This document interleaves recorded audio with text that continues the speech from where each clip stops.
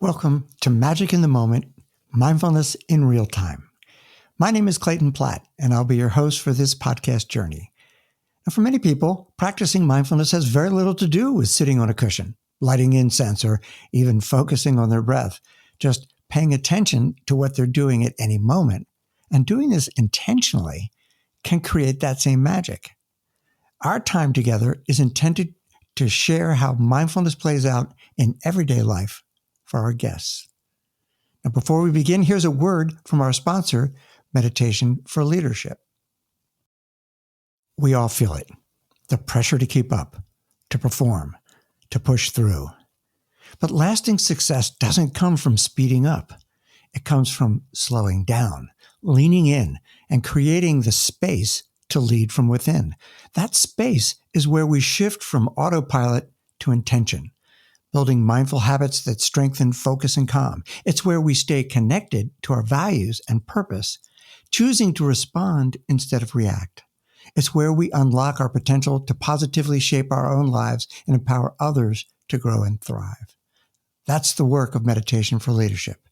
If you're ready to create the space for sustainable success, visit meditationforleadership.org. Welcome. My name is Clayton Platt, and I am the host of Magic in the Moment, Mindfulness in Real Time, and I'm really honored today to have my guest, Dr. Michael Platt. He is a renowned neuroscientist at the University of Pennsylvania, and his work reveals how the brain shapes decision-making, social connection, and leadership. And as director of the Wharton Neuroscience Initiative, he brings science into the boardroom, translating research into practical tools for presence, empathy, and impact. And if you've ever wondered how awareness shapes action in real time, I think this conversation should be for you. So, Dr. Michael Platt, welcome. Thanks for having me, Clayton. Some long lost third, fourth cousin, something along the line. Great to be here. I'm honored by the possible connection there. The last name has a ring to it. So, Yeah. You know, as we begin, I'm reminded of something we talked about when we first had a connection, and you were telling me about this live demo that you were doing, and it was like science in real time, and you were, I believe, monitoring heartbeats, and the heartbeats of the participants were shown up on a screen. And if I'm not mistaken, you had chosen audience members who had clearly no connection, and they might have been very different builds, large, small, different cultures, right? And putting them on stage together and asking them to, I think, build something with Legos. Right. Right. Yeah. So it's first of all, beware anytime you attempt to do science live, it's usually going to fail. But it's so exciting to do it, and it really makes it very real and tangible for folks in the audience. And really, the goal of this demo was to demonstrate this phenomenon of physiological synchrony, which is really I think, a fundamental discovery in the last decade in neuroscience. And it's the observation that when we have a good connection with somebody, when we are connected to them, that our brains actually synchronize. This percolates down to our bodies, so our hearts start to beat together, we breathe together, we move together. And as it turns out, you can run it in reverse by breathing together, moving together, et cetera. So what I did in this demo, again, don't try this at home, was to, I brought in a bag of Legos. I got three boys, and dump them on the table, get two people in from the audience up, wire them up, put their heart rates up on the screen. And of course, at rest, their hearts are beating at different times. As you mentioned, they're different body size, different age, different physical fitness. So of course you would expect that. But here's the key. So I would ask them to, without speaking, start to build a vehicle on their own. So they start finding pieces and putting wheels on, and their heartbeats are still, all over the place. And then I would say, okay, now I want you to build one together, but I don't want you to talk. And so as they start to do that, they look at each other, they look at the vehicle, they're alternating, coordinating, cooperating, right? And when as they begin to do that, their heart beats start to come into alignment, which is sort of really miraculous. It works every time.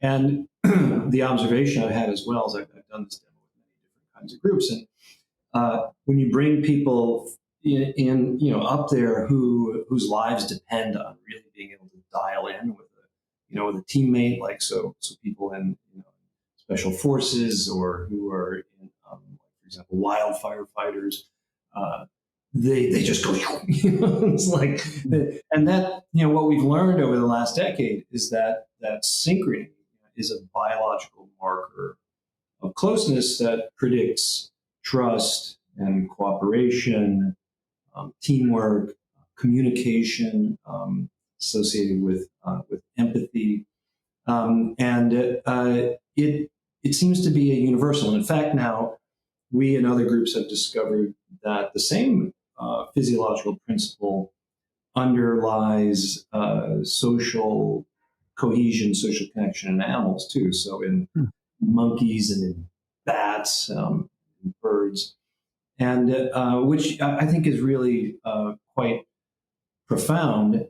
And kind of getting back to that, what I said earlier about the fact that you can, we just naturally sync with some people and less so with others. But the fact that there are things you can do to get in sync, and one of those things is moving together, right? So it turns out that like mirroring each other or drumming, like hippies playing drums in the park.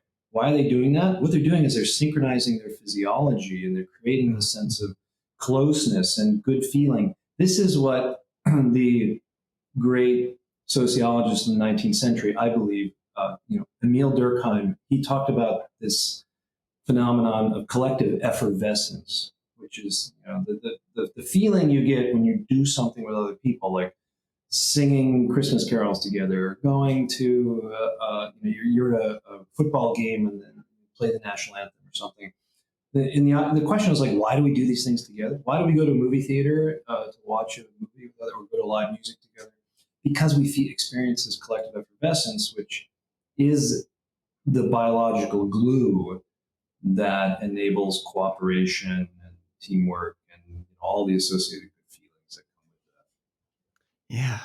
And it really breaks down what might be outgroups otherwise when you've created this opportunity to create this synchronicity. Yeah. Yeah. I notice that when I go to a Phillies game. Right. Exactly. People that I might not have anything else in common with. We got the red hat on. We got the Harper jersey, and bingo. Right? Yeah. It's just an outward signifier that kind of it puts your attention, if you will, and attention is critical to our brain function. It's one of the things we can really control, and putting that attention on what's shared rather than what's different is a way that helps to build connection. It opens your mind to inclusion of that person when otherwise it might not be so open. And that's why things I think like uniforms, for example, help to create cohesion and connection between people. Yeah, and I've been seeing more and more about that, and how even in an organization where a uniform might not be, pro forma, so to speak, that finding a way that there's something that people can share that is indicative of their, shared purpose can be helpful. Yeah, I think there's a really good example of this. And this is actually in a different space, it's sort of in the business side of things. But in brand communities like Apple, for example, Apple has an extremely strong brand community, really high brand loyalty compared to other brands like in the smartphone business like Samsung. And we've been super interested in that for a while. And what we found is that the Apple community, their brains are highly synchronized, and they respond to ads, they respond to news, kind of in lockstep with each other. And I think that the sort of the people who work at the Apple store and they're all wearing the same T-shirts and you're all having the same experience and you've got the same operating system, it really does create this sense of community and shared mindset. And whereas we don't see that in Samsung, Galaxy owners at all. Very similar, we see the exact same patterns in grocery store brands, shoppers. So, Trader Joe's has, fanatics, and our Trader Joe's customers are also in sync with each other, whereas Whole Foods customers are not.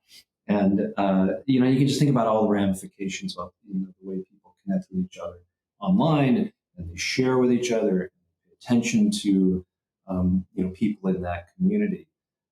It does raise a bit of a question about, like, if you're not in that community and then you're not in sync, right? And so you're kind of actually seeing the world potentially very differently, and feeling very differently about it. I think we can you can imagine what's going on, for example, in polarized political bubbles, for example. Mm-hmm. Yeah. As you were talking and trying to keep my focus on what you were saying and not have my mind wander, the image that came up was rallies, and rallies with hats and flags, et cetera, et cetera. And it's occurred to me, regardless of what side of the aisle one may sit on, the call to action and the call to join the collective, so to speak, of a certain look seems to be very effective. It's super effective, and that also speaks to I think another phenomenon that right now is gaining a lot of attention, which is charisma. I think for the longest time we didn't really know scientifically what it is. I'm not sure we truly understand it.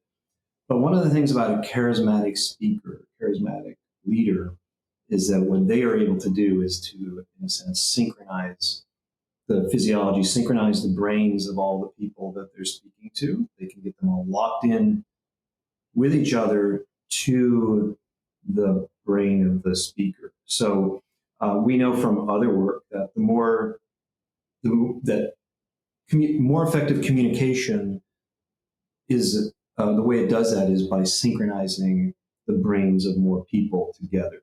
So advertisements that have the same impact on more people in terms of brain activity, moment-to-moment brain activity, actually do better. So, an ad that's really good at synchronizing brains is one that's going to translate into higher sales, for example.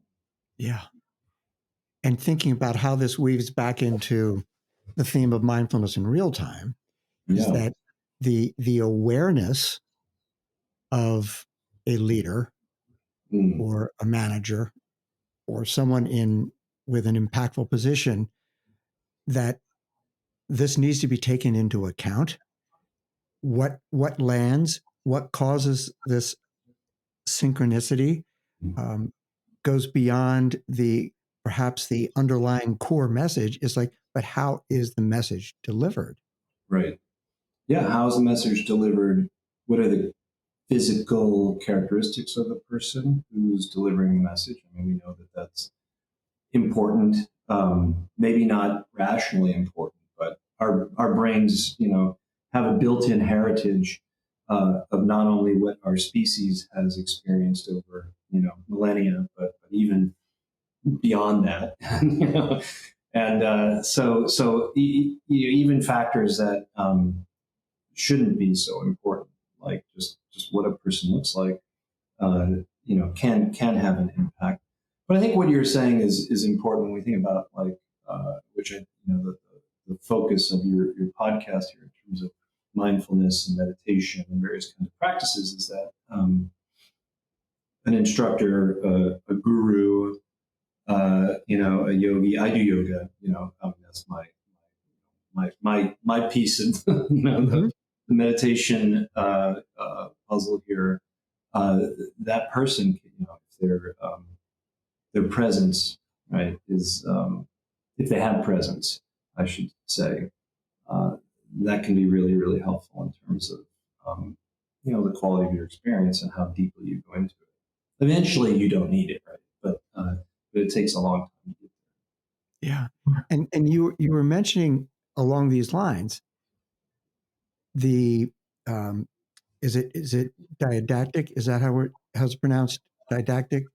So they're right. They're most probably the meditation practices that most people are aware of and that have been studied the most in terms of neuroscience are ones that are individual practice as an individual. Let's say where you're mindfulness, where you're kind of observing your own thoughts and being focused on that, or there's uh, kind of mind expanding kinds of meditation or awe based meditation, different sorts of practices. But those are all kind of done as an individual. I mean, you might be with other people, but the focus is on not on the other people.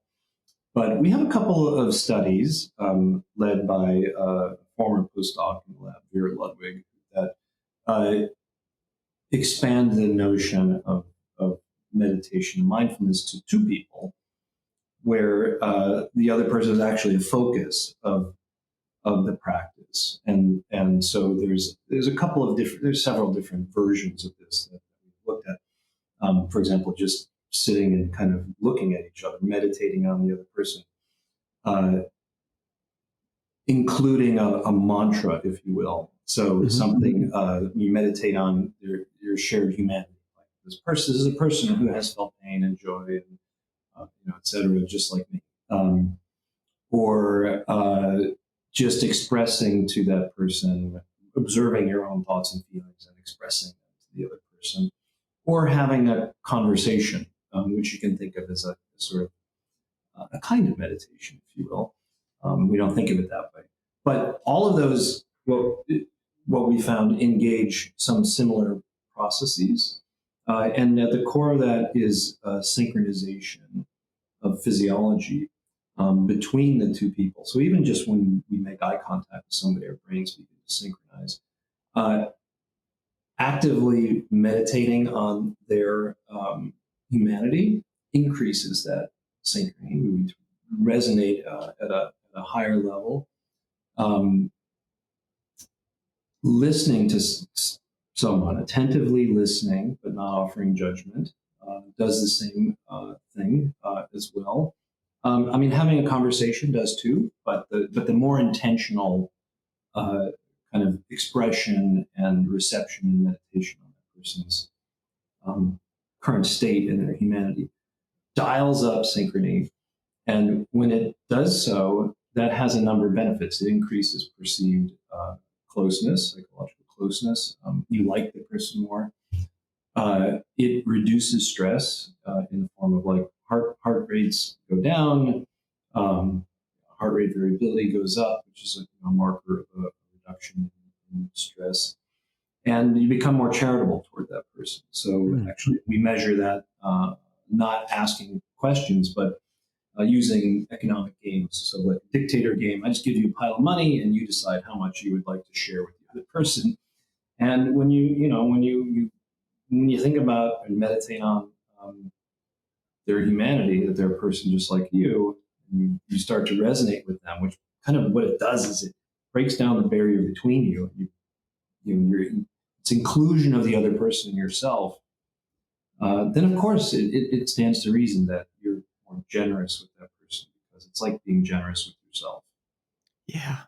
And it it seems to me that there could be really wonderful implications about using that, for example, in the workplace, a startup, beginning of a new project, dealing with someone who's been brought in from a different department or a new hire.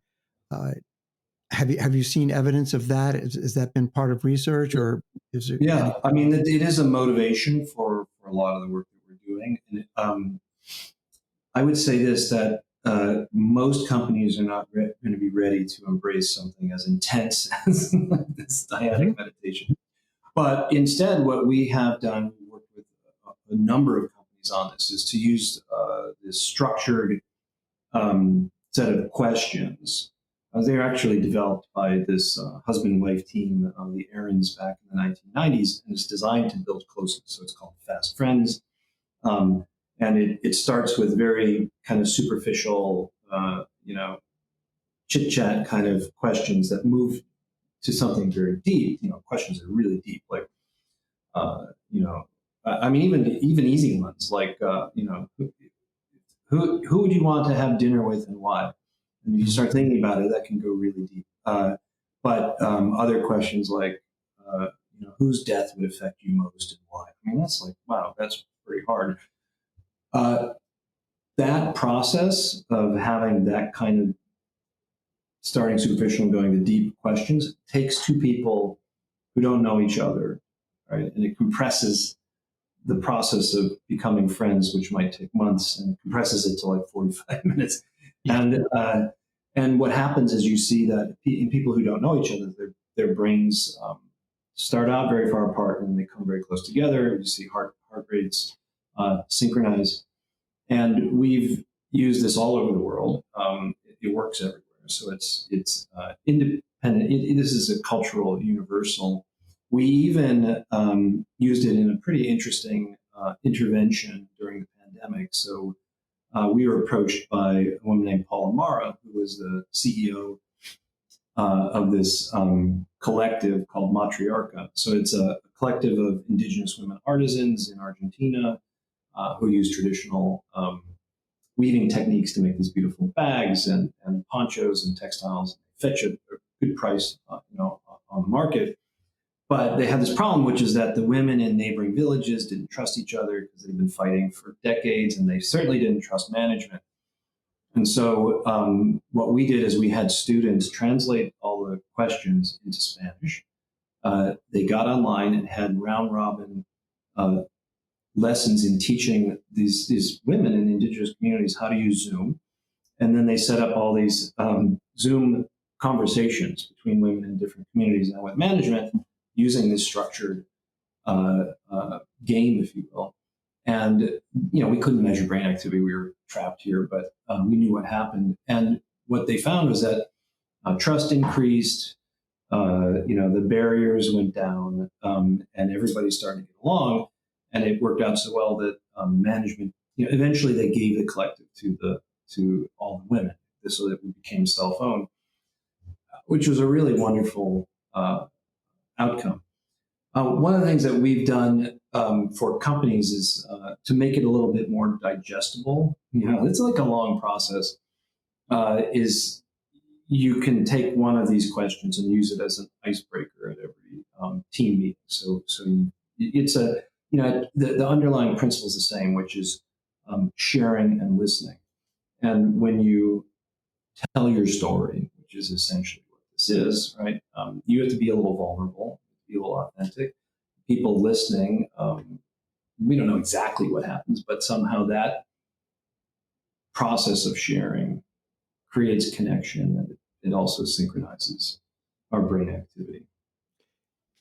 So what's interesting, what I was hearing there was the depth of these questions and conversation. It's important to be able to have a conversation. I'm thinking about icebreaker, and we've all done those. And it's like, so what TV character would you like to play? Blah, blah, blah, whatever, right? Fine. Right. But involving something that exhibits a little more vulnerability seems to speed up the process of synchronicity and takes you at a deeper level and creates that bond more quickly. Right. That's right. And it makes me think of, and I don't know where I heard, maybe on a podcast, about a study about, it was the London subway research. And they had subjects go in and actually start conversations with people on the subway. Yeah. Does that resonate? Does that sound familiar at all? It sounds familiar. I don't remember the outcome. Right. So basically the outcome was, it was people were very resistant at first, but they realized that they could actually have conversations with complete strangers, and the deeper the conversation got, more quickly, the more the person responded, and Mm. the more that became something that was meaningful to both of them. And it's like, oh, interesting. So not being afraid, it sounds like, to go to have a icebreaker that creates a little vulnerability can be something that speeds that process and starts building those connections more quickly. Yeah, absolutely. I mean, like I said, we don't understand why necessarily, but so there's must be, we presume there's some cascade of processes in the brain that begin with attending to the other person and kind of letting down your guard and you're vulnerable for a moment. But then that's where the magic happens. I can't say that I know. I will say this: we've done some research, kind of connecting some of these dots. So synchrony being kind of the key connection here, which is when we make eye contact, our brains begin to synchronize. When we make eye contact, that also leads to the release of oxytocin in the brain. Oxytocin is a chemical, it's sometimes called the love hormone.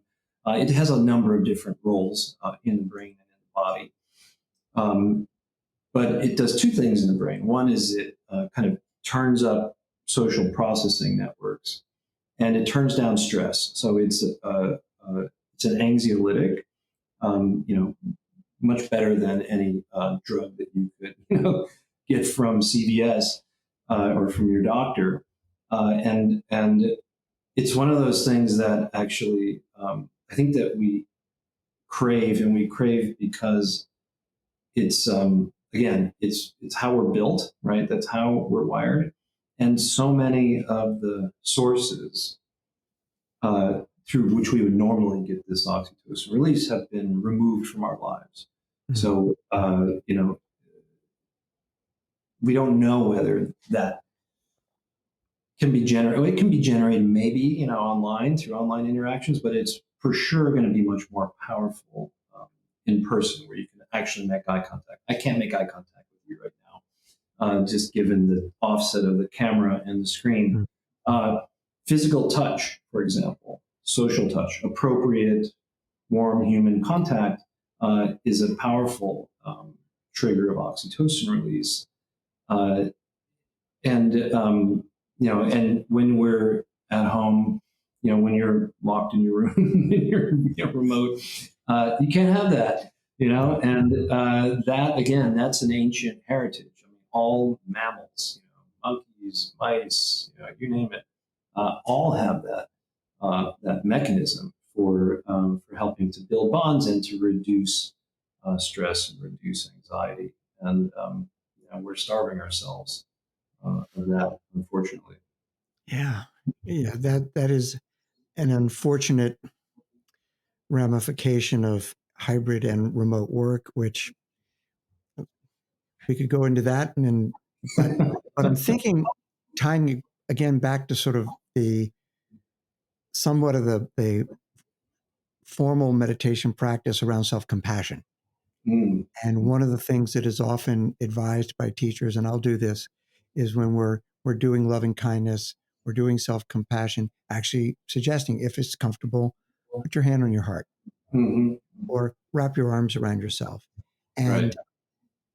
And if I'm putting two and two together, what I'm hearing is that is actually then helping trigger a flow of oxytocin.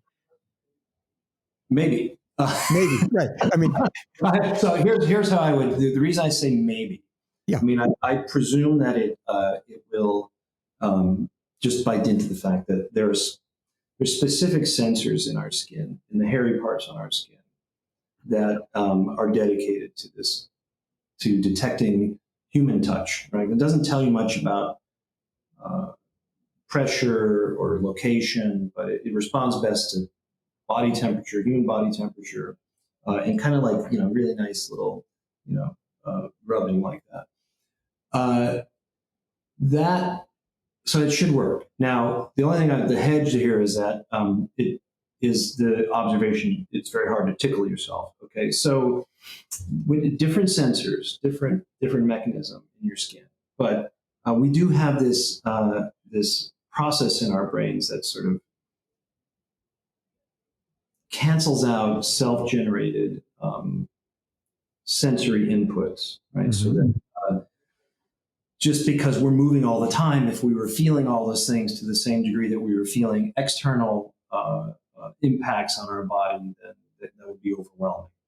And there actually was a really thought-provoking study by a guy named Dan Wolpert a couple decades ago that implicated this in force escalation. So this was a really interesting study where they had two people who were supposed to apply the same degree of force to somebody else that had been applied to them. The problem is that you feel that force more strongly than what you feel directed to yourself, and so it sort of ratchets up. And I don't know if it may be a leap, but the implication being that we tend to feel, for good and for bad, the inputs that are coming from the outside to a greater degree than what's self-generated. Yeah. And I'm wondering, just as we're kicking this around, that perhaps in that exercise of doing some meditation, using a mantra, that there's a verbalization. And many times the instruction may be that verbalization be, in essence, directed sometimes third person. And I've had interesting conversations with sports psychologists around using third person self-talk being more powerful way to help calm, to help deal with mind chatter, et cetera, to build that sense of coming back into the present, being, Clayton, do this, as opposed to, I will be present, but Clayton, Right. get yourself present. Don't know. Who knows? I don't know either. But Well, I love that. So there we go. We're demonstrating the beginner's mind, the I don't know mind, and that's frankly, again, something in my world around teaching meditation is trying always to come back to that. It's like, don't assume you know everything. Right. No, I think that's critical. That's something that also plays a role in our research, and something that we teach, and we teach in executive education programs. So specifically with regard to perspective taking and the realization that the way you see the world is not the way other people see the world, right? And it can be very, very different. And it's one of our superpowers that we have as human beings, to be able to put ourselves in somebody else's shoes, empathy in some sense, but also even the cognitive aspects of the perceptual aspects. But we so often don't. And so one of the ways that we like to demonstrate this is we bring people to the Barnes Foundation Museum, for example, which is great. This, just a priceless collection. But one of the things that's so fascinating about it is, first, the way the art is displayed, which is not typical. It's not by era, it's not by whatever, and there are no placards to tell you what you're supposed to be seeing. So talk about beginners, mindset, the untrained eye. I think it was Matisse talked about. And so we have people, they go in small groups and they pick a piece of art, and then they stare at it for 10 minutes or so. And then they describe to each other what they see. What we find is that people see very different things. And then you realize that you're making assumptions, and you are dragging along your own biases. And it's a very powerful lesson that translates extremely well to the boardroom. In fact, I'll make this very concrete for everybody, which is people probably remember the big internet craze over the dress, this dress that a woman wore to a wedding, and some people see it as white and gold striped, and other people see it as blue and black striped. And if you show it, you'll go. If you say, "I see it as," I always see it as white and gold, and other people will be like, "It's impossible. You're wrong. You can't see it that way. It's the other." And people will fight over this, and that's why it created such a stir. And as it turns out, this is one of these. This is one of these features of brain function that is deeply tied to your not only your experience but how you're wired.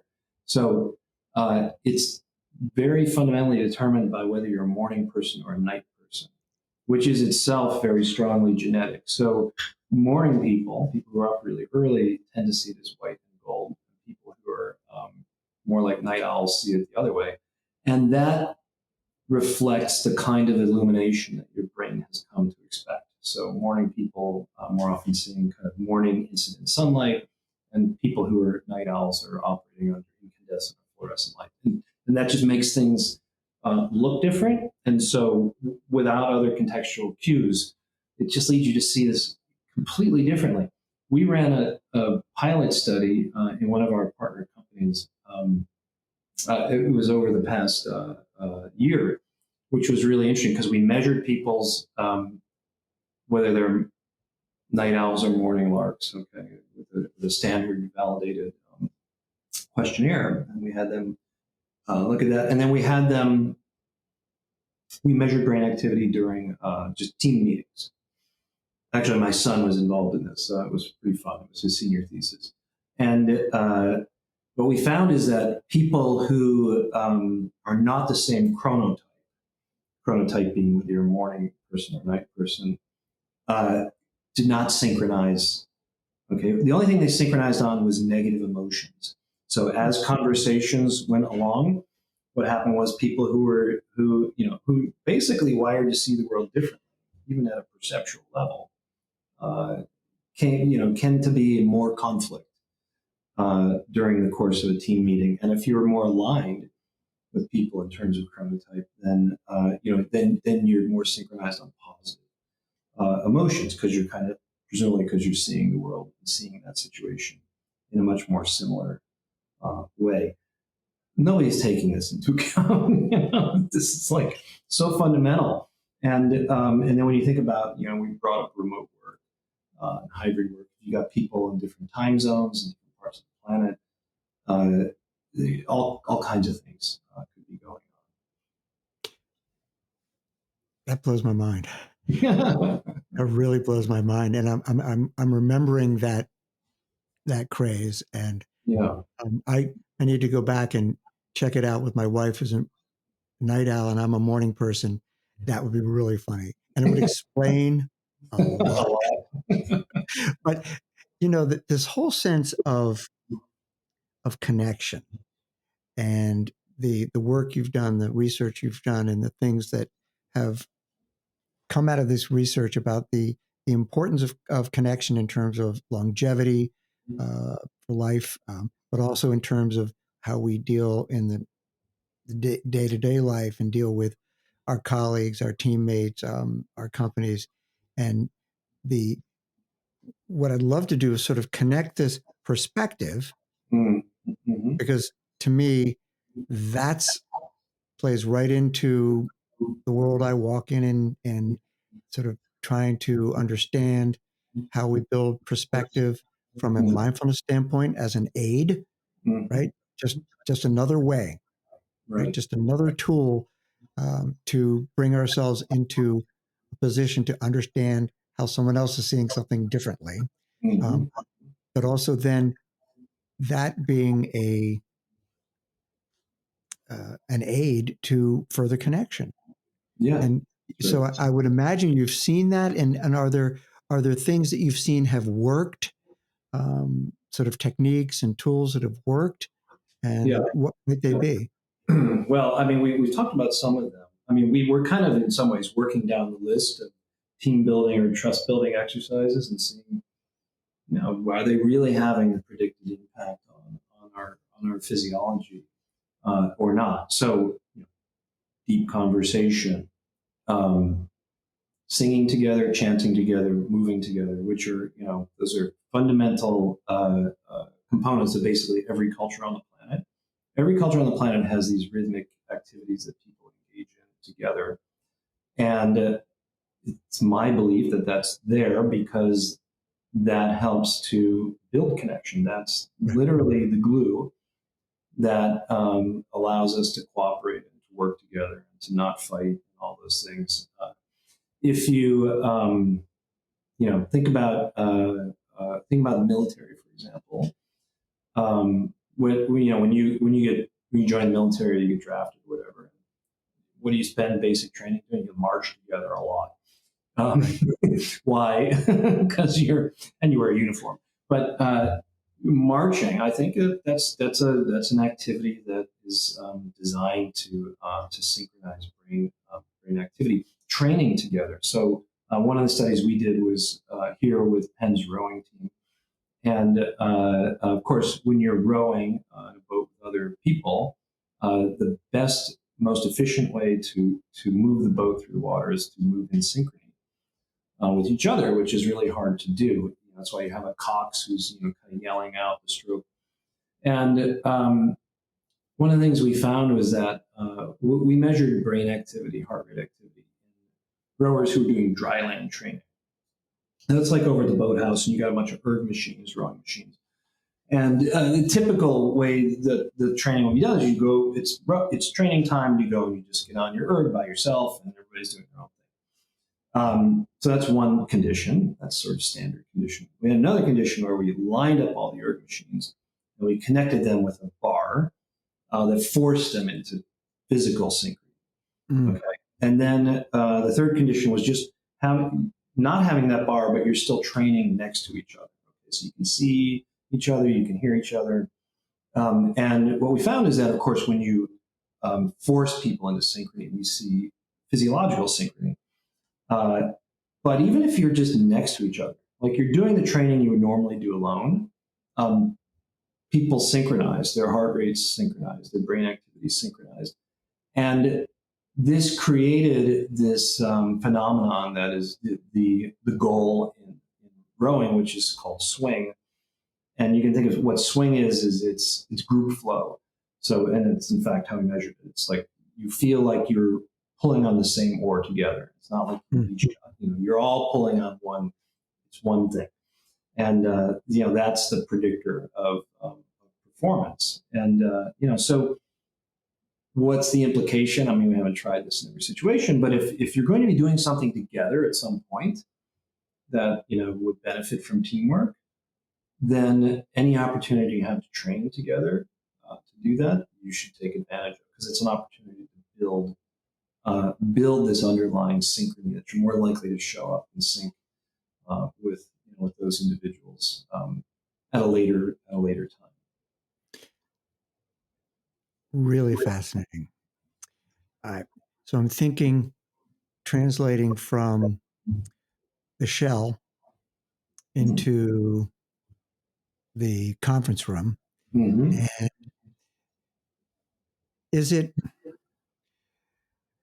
I'm thinking about ritual.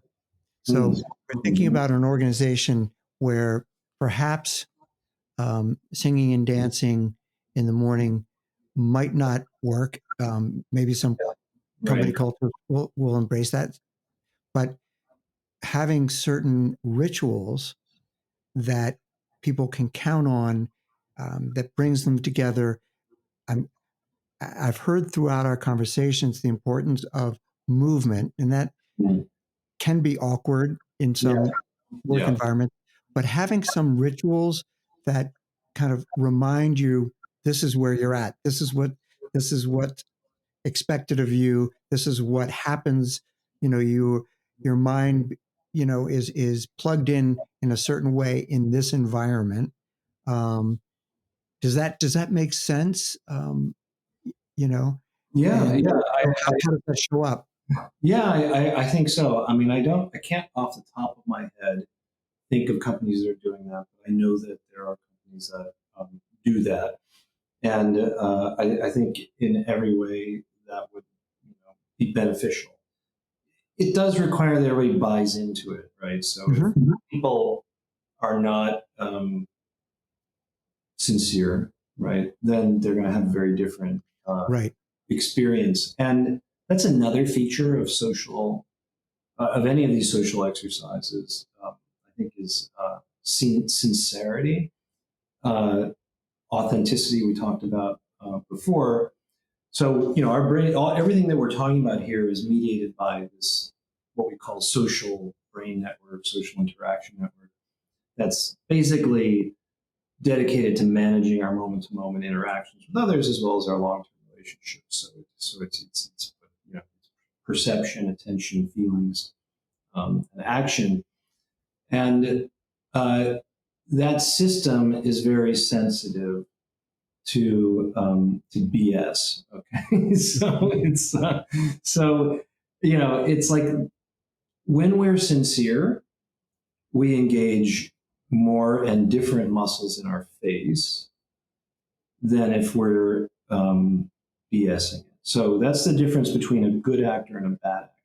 That's why method acting became so dominant, because the sort of stilted facial expressions, affect of an individual who's, in a sense, acting, faking it. It's very different from somebody who's genuinely feeling it, right? You actually have to feel it. So, I think that is an important part of everything we're talking about here, which is however you do that, you've got to somehow open yourself up to the true emotional experience. Because if you don't, then the whole process is going to be different. And what other people's brains can read from your face and your body is going to tell them that you're not being Yeah. Yeah. Because I was thinking about, and I think you and I may have talked about this before, taking that moment before a meeting, and sort of getting quiet so you're in the moment, right? And authentic. that's, let's face it, in our world, whether it's remote or in person or hybrid, whatever, getting ourselves in sync in terms of I'm here right now, I'm with you, Mm-hmm. right? That's hard. Yeah. Our attention's pulled in so many different ways, but finding whatever works in order for people to be able to acknowledge, looking around the room at some point, that they are all actually there, and that there's sincerity and authenticity around that. That it's not just the face, but it's actually the full being. Yeah, and finding ways to actually have perhaps a routine around that, some kind of little ritual. Yeah. But it, but I think, it would have to be something that, as you said, people need to buy in. Yeah. And if they're going to buy in, maybe it's something where you give different members of the team the opportunity to introduce.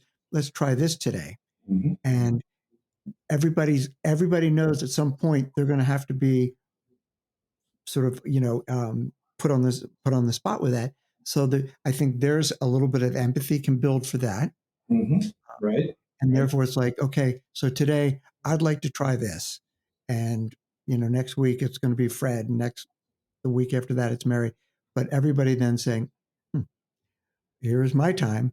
And building some empathy is saying, and that ritual, even in and of itself, could be a way to say, okay, we're all in the same market. We're all here together now. Yeah.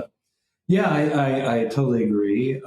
Another way to do this is games. So, and games that require you to pay attention to the other people around you Yeah. and to the context, uh, and play and playfulness is actually is something that's critical to human connection. I mean, there's a reason why part of our makeup is that we play into well into adulthood, and that's pretty unusual. And play is it's something we don't understand very well, but you see it in all other animals basically, and it's is there for you to kind of to help you build bonds through interacting with another individual. My friend and colleague Emily Falk taught me this one game, which I think is really great because it requires it engages perspective taking and attention, which is this game knife angry cat baby. So it's like you're like you can even play it online, and you're like, okay, I've got a knife, and I'm going to throw it to Clayton, and you got to catch the knife, and then you're going to then I say you're going to throw it to somebody else, and then as somebody else is calling out that they're throwing it, then I say, oh, it just changed into an angry cat, and so now the way you handle it is very different, and then at some point it changes into a baby, and so people are mimicking the kinds of actions that would be appropriate for that moment. If you're not paying attention, then you'll screw it up, and everybody has a good laugh. I don't know what it is to your brain, but it's super fun and engaging, and people enjoy it. I will, but kind of there's a bigger point that I want to make here right now, which is that none of this works if you've got your nose buried in a phone. So, like the prerequisite for the ritual, the prerequisite for connection at a meeting or a dinner is being present, which means not being somewhere else. The infinity of other places you can be when you're staring at a screen, which unfortunately is where most people spend most of their time now. Yeah. I loved what you were saying about the knife cat. It certainly reminds me of some improv training. Yeah. And you have to be, right? In improv, you've got to be there, and it's yes and. The one thing you can never say in improv is no. Right. Well, that's the interesting thing when you're talking about exercises, which is improv exercises, which were developed and discovered decades ago, turn out to be really effective for building synchrony between people. So the mirror game, for example, when you are trying to actively mirror somebody else and then you switch back and forth, that generates synchrony, and it lasts. And when you do that, that increases trust and goodwill toward the other person. That lasts for some time. And my hunch is that like basically all the really good improv games are. That's what they do because they are. That's what's required in improv, right? Is to riff off somebody else and to know where they're going, to be able to predict where they're going. You've got to be in sync with them. You got to be thinking similar things and seeing similar things, and planning ahead in a very similar way. Yeah. You can't do it if you're half there. Right. Exactly. And you mentioned the phone, and I think I've read recently about studies where not only just having the phone present. Yep. And what is that doing? It's a distraction, even if you're not looking at it. If it's in your pocket, you're thinking about it. That you've got it. It is where your attention is then divided, or your attention is there rather than what's in front of you. That's why the advice right now is to put it in another room. If there's something important you have to do, or when you go to sleep, don't have it in the room next to you because it's calling, right? It's I hate to say it this way, but it's calling the way a slot machine's calling to somebody who's a gambling addict, or the way a heroin needle is calling to a heroin addict.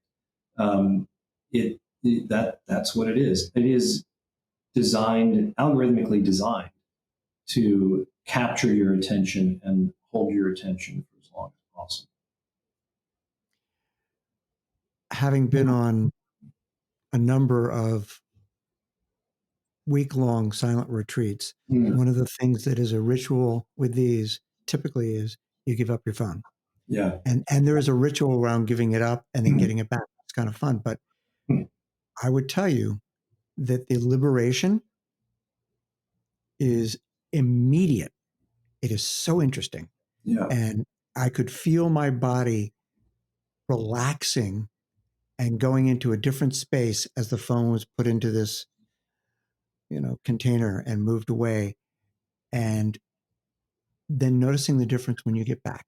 And it's not necessarily immediate, but over time, you're like, oh my God, it's back. Yeah. And so I think this ties into our sense of mindfulness, of recognizing this is a pull of my attention. this is grabbing my focus. I don't have as much choice in this as I should, because there's a device that may ring in the text, and Yeah. it's on my smartwatch, right? Yeah. Yeah. No, it's some, having younger sons. My youngest is 16. He always laments that he wasn't born, when I was, because it's like the idea of growing up and having childhood where you didn't have, you weren't connect, you were in the moment, you were experiencing life, you were experiencing other people, you weren't worrying about, what's going on, whatever, Twitter or Facebook or whatnot, and Instagram, but that's where it is. And if you aren't there now, then you're kind of locked out of social life. So it's a real challenge. We were 2 nights ago. I was like, "Oh, have you seen the movie Almost Famous?" He's very into Mm-hmm. YouTube, and he hadn't seen it. So I was like, "Oh, let's watch it with mom." And it's such a beguiling story because as a kid his age who talks himself into writing for Rolling Stone Yeah. and goes on tour with a band and is just having experiences and basically very innocent, very carefree, I would say. No danger, it's like it was, I guess innocent in some ways is sort of how, I mean, obviously it's a movie, but still, it's a very different, when they're riding on the bus together, they're not staring at their phones, which is what they'd be doing now. They're talking to each other, they're playing music, they're actually in the moment, they're present. So I was thinking, in a way, this feels like a reasonable way to kind of tie things together for you, knowing you do yoga, and that's a wonderful way to be in touch with your body and Yeah. to be able to sense what's occurring, and be grounded, etc. What other things and would you say are Michael Platt's techniques to kind Yeah. of bring yourself, one, to bring yourself into the moment, to perhaps give you the space to be creative, and then finally to make sure that you're in synchronicity with the folks around you? I mean, this is a great question. So I mean, I used to engage in a lot of in visual arts. I haven't found time to do that, but something that I lose myself in. And I have every intention of going back to doing that. Building on yoga, I mean, I've been an exercise junkie my whole life. And sports and just being athletic is a great way to be in the moment. Mm-hmm. I've been a CrossFitter for 20 years, high intensity exercise. You are in the moment. But and then the kind of synchronized part of that is music. I mean, I'm not a good musician, but I taught myself to play guitar when my middle son was picking up guitar because his teacher said, "Hey, he could use backup." So I was like, "All right, I guess I'll do it." And and then I got into playing with lots of friends, back when I was in North Carolina. And then my youngest son, who's the sort of the most musical of all the kids, is really into it. That is like a serious source of pleasure and synchronicity is playing together. Super fun. There are few things in life that beat that. Yeah. I'm right there, and I know when I'm lucky enough to be around people playing music or singing, there is an immediate connection, and I think we find that sometimes even again in the workplace. You'll be somewhere, and all of a sudden you're like singing a song together, maybe Yeah. not loud, and maybe not all verses, but you catch that, and it's like bingo, you're on the same page. You know, Yeah. Yeah. but Exactly. I want to thank you. This has been, for me, hugely enlightening. And Just I I so value the work you do. I think that it's so important, and I think we're probably still sort of at the tip of the iceberg, right? There's so Mhm. much we don't know, but I so appreciate the study of neuroscience and how it reinforces all of the stuff that we who try to teach meditation and mindfulness. It gives the foundation. It gives the it. I like to say the Buddha was the original neuroscientist Yeah, 2,600 years, right, right? right. Yeah. There's a reason why these practices have persisted. Yeah, there is. There is. Well, thank you so much for your time today, for your insights, and continued good work. And I look forward to seeing your name in the headlines more in the future. So, Thank, cheers. thank you, Clay. Thank you. As always, I want to thank our guests today for sharing their stories, as well as my producer, Marianne Sanders, for all her work behind the scenes. And finally, for the support of my friends at Meditation for Leadership through their sponsorship. Until next time, this is Clayton Platt reminding you to look for those moments of magic in your life that lead to mindfulness in real time.